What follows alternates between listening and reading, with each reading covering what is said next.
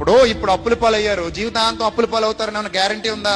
ఎంతో మంది అప్పుల పాలైన వాళ్ళు తర్వాత కుబేర్లు అవలేదా? ఓలడంత మంది ఉన్నారు అయిన వాళ్ళు. ఈ రోజు కుబేర్లు అయిన వాళ్ళు రేపొద్దున అడుగు తింటూ పోలేదా? తిండి లేకుండా అయిపోలేదా?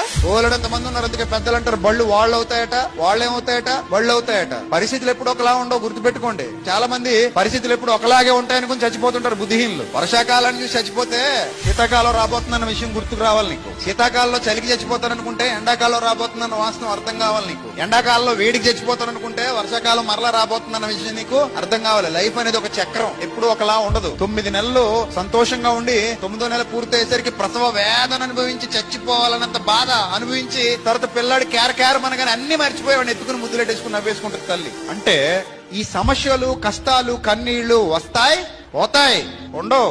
ఏ కష్టం శాశ్వత కాలం ఉండదు, ఏ శ్రమ శాశ్వత కాలం ఉండదు, ఏ బాధ శాశ్వత కాలం ఉండదు.